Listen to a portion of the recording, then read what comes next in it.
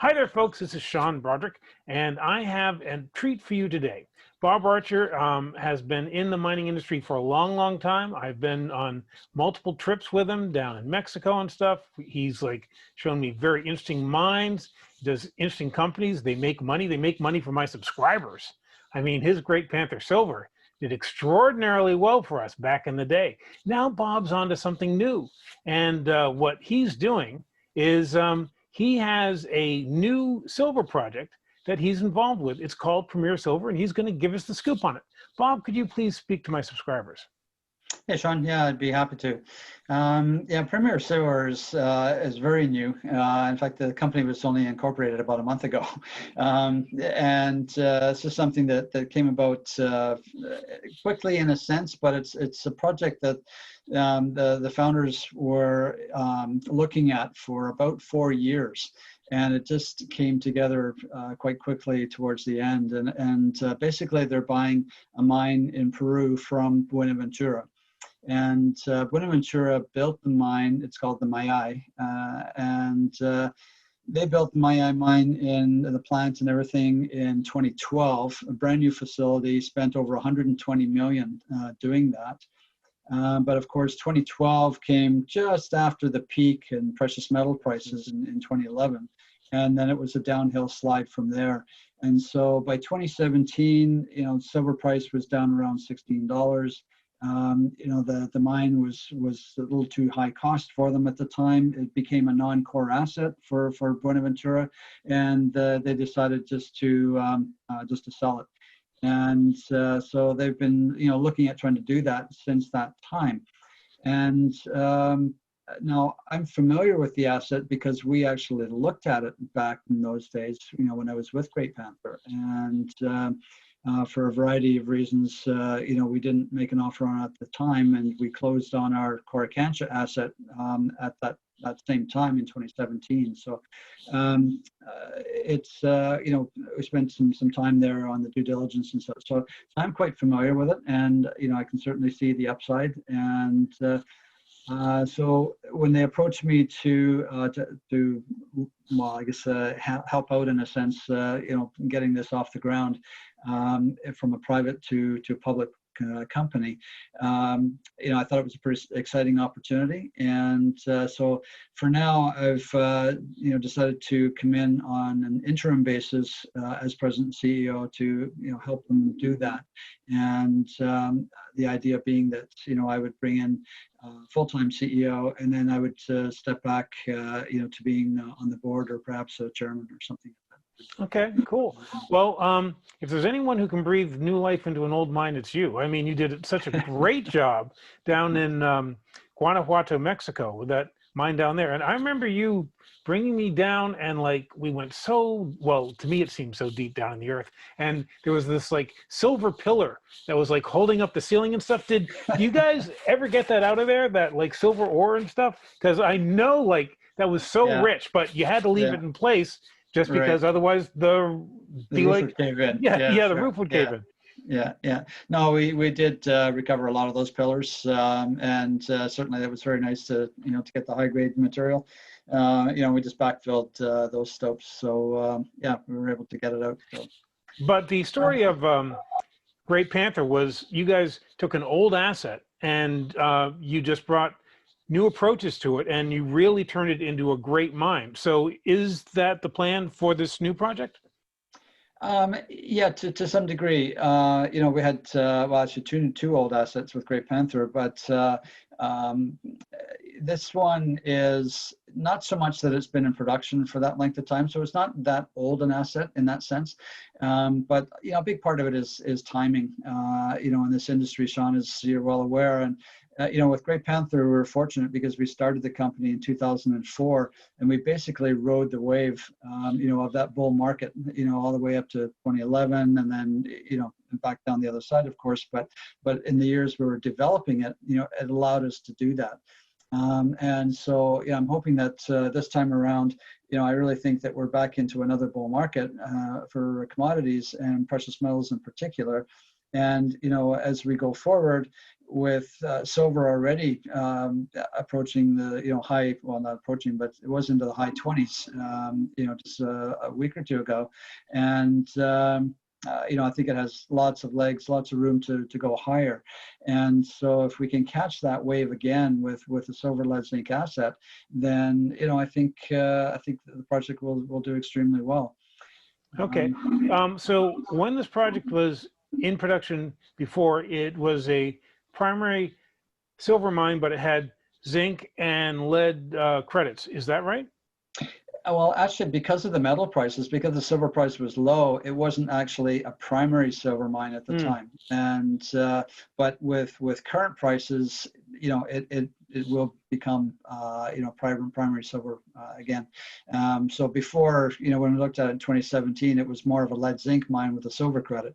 Now that's reversed. One of the things that I like about this is not just the production potential from the mine itself, is that there's actually 3 parallel tracks to this. One is the exploration potential on the project, because it is a sizable area. It's about 10,000 hectares.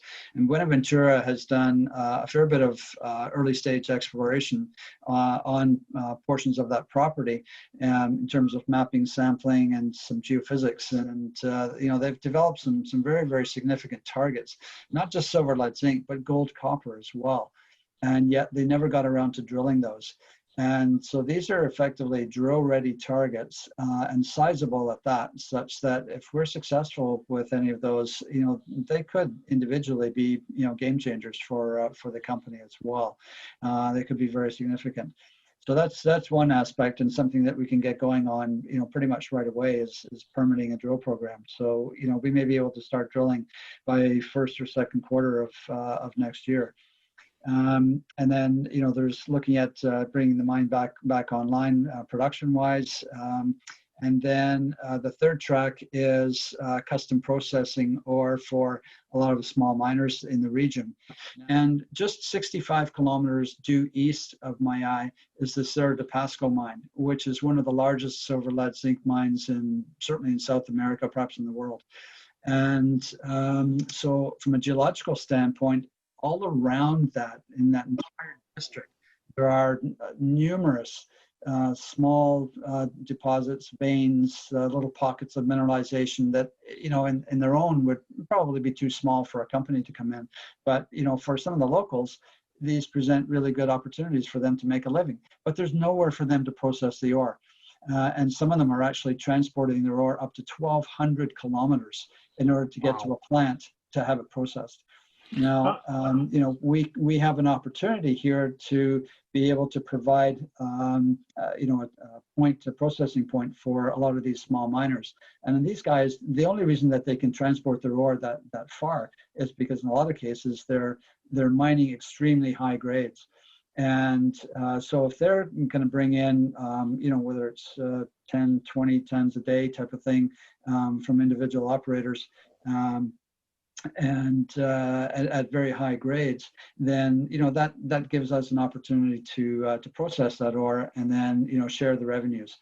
Now there's already an agreement in place with one of the metal traders to buy the concentrate that we would produce from this, because everything gets put through a flotation circuit because it's essentially lead and zinc. So you're producing 2 concentrates, and the silver reports to the lead concentrate. So so with that in place, and they're also going to provide financing to get this off the ground, and we may have to install a dedicated crushing plant to crush the various ores that comes in, and little patios to put it out, keep things separate, and so on. So there's a process that you have to follow to make sure that it's all pretty rigid and things are individually sampled and so on. From the work that we've done so far, the research that we've done, it seems quite viable. And I think as we ramp this up, it's quite conceivable that we can reach that 600 tons per day just through custom processing. There are a lot of things that need to be done to actually get the mine back up and running. So I'm thinking that we're probably looking at 2022 to actually get the mine itself back up and running. I haven't really been with this venture long enough to be able to say at what point during that year, but that seems like a reasonable time frame, I think. So between now and the end of next year, we're going to be mostly focused on trying to ramp up the custom processing and looking at the exploration side of things as well. Okay, so is the mill all set to go, or are there any upgrades you need to do? No, the mill is pretty much ready to go. Yeah, the plant is operational, and they've taken good care of it. And as I say, it was brand new in 2012, so it's it was built to a very high standard, and it's in great shape. Excellent. When you looked at it in 2017, you must have had some kind of idea what the cost would be. Like their cash costs were actually quite good at the time. They were in the $9 to $10 range, which isn't bad. But their all-in sustaining costs were considerably higher because they had a number of things that they were doing. One of the biggest contributors to that was the very high G&A that they had at the time, because they had something like between 1,000 and 1,200 people on site, for a 600 ton per day operation, and there were just far too many people there, and that's something that we'll be taking a close look at. And we're just buying the asset. We're not buying the company that holds it. And so, and also because Buenaventura has already put it on care and maintenance and laid everyone off, they sent all the contractors home and so on. So they just have a care and maintenance staff there now. And so that's really our only obligation, is to take on some of those people and build it up from there. So, we can control that, that aspect of it much more carefully. And obviously, a company our size is not going to have the head office overheads that a larger company would have, right. That would also contribute to G&A and that type of thing. So we'll be completely revamping the costs going forward. We certainly think that there's an opportunity to get the cost down quite significantly. And the other thing that will contribute to that is that as we go deeper in the mine, the veins were showing that they were widening at depth, and even though the grades seem to be dropping a little bit as well, so the overall metal content might not be changing, but with the ore zones widening, you can move into a lower cost mining method. It'll bring down the mining costs, quite substantially as we go deeper in the mine. So that's another thing we'll be looking at doing. Excellent. What's the average grade on the project, and what's the size of the known resource now? I know you have plans to expand that, but I just want to know what you're actually starting with. Yeah, it's not huge, because of the nature of the deposit being sort of narrow vein at surface. When Buenaventura started, they had a modest resource that was sort of in the 2 to 3, our reserve, I guess, that was in the 2 to 3 year range, and they maintained that as in the 5 years that they were in production, and but they were looking to increase it as things widened as they went deeper. But then when they made the decision to actually sell the mine, they really didn't do very much more in terms of drilling off future years, which makes sense. They just they were mining what they had out in front of them, and so as it stands right now, the reserve and the resource is it's not huge. It's about 15 million silver equivalent ounces, which at full production would be good for maybe about 5 years, 4 to 5 years. But the mine certainly has demonstrated that there is an ability there to just keep replacing what you're mining on an annual basis, and just keep that 4 to 5 years out in front of you. When you and I talked by email, you said that there's a private placement coming up. If my subscribers were interested in something like that, who should they contact? Well, the easiest thing is just myself, I guess, at this point in time. I can certainly Okay. forward it on to, the appropriate person. Um, and, my email with Premier is just rasher@premiersilver.com. And Okay. yeah, the way, because the company was just incorporated, we are private at this point. The idea is to go public as soon as possible. They're looking at different ways of doing that, whether to go straight through with, as an IPO, or perhaps do an RTO, vend into a shell, something like of that nature, if we can find the appropriate vehicle. We do want to build a real company. Everything has been and will be in this financing done at 50 cents, and it's Okay, just a great. straight share. There's no warrants or anything. But they've raised 900,000 Canadian previously to make the initial payment to Buenaventura in late August, and that was done at 50 cents. So it's the same with this, and same with the second tranche. Are you guys having any problem with like COVID down there? Has that restricted anything you are doing or you plan to do? I wouldn't say it's been a problem as far as I know, and I don't believe there are any issues that I've heard of. Anyways, the care and maintenance staff is still relatively small. Having said that, there is a protocol in place, and we will be following that. And of course, there are travel restrictions between countries. So even though from Canada we could probably fly into Peru, but coming home we'd have to quarantine for 14 days. So that's not something I'm anxious to do at this point in time. But the advantage, I guess, that I have is that I've been to the site and spent some time there. I still have all my notes and my photos and that sort of thing. So I have that familiarity. So I don't need to just jump on a plane to go and see what it is we're buying. And there are people. There are people on site. There are people on site that we're working with as well. Mm-hmm. So, if we were watching your company over the course of the next year, what kind of milestones would we see you hit? Well, probably there are a number of things given the 3 parallel tracks that we're working with here. So, one would be permitting the drilling for exploration, and then the startup of the drilling itself, results, and so on.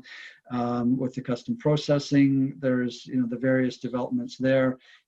Agreements in place, building the dedicated crushing plant and the patios and all that sort of thing, the front end for all of that, getting that going, ramping it up, and hopefully generating some good cash flow from that. And then just various developments towards, getting the mine back up and running as well. So, it's, but of course, being a private company at this point, we'd have to just be putting news out to a dedicated shareholder list. But that's the fourth thing but also one of the highest priorities, of course, is just going public, that process. Yeah. And letting people know what we're doing there and how we're doing it and what kind of progress we're making. So yeah, there's certainly lots to do ahead of us, and but I think lots of milestones. Okay, great. That about wraps up my questions. Is there anything you'd like to add before we go? Gosh, I think we've covered most of the things, Sean. So yeah, just it's an exciting new opportunity, and we're bullish on the silver price, and it just seems like a good time to be launching a new silver company. So yeah, ride the wave with this one as we did before. Right, and you really seem to be a great fit for this project because it's the same kind of thing you've done before quite successfully. So I can see why they picked you, obviously, and it sounds like a good project too. Thanks so much for speaking to my subscribers about this. You folks keep an eye on Premier Silver, and I'll put Bob's contact info with this if you're interested in like what goes on with the company. Maybe you want to get in on that new financing, or else if you just want to watch the stock, you can always get on their news release thing, I'm sure, and like stuff like that. But this is an example of the exciting small companies that are starting to spring up as this gold and silver bull market kicks into its next leg. We are going to see more of this, and there are great little projects out there that are just waiting to be brought up to speed. You know, they've been just kind of sitting there fallow for a while. And if the right people come along and the lightning strikes, these things can move really fast. So thanks for speaking to my subscribers, Bob. You folks stay tuned. I'll have more for you. This is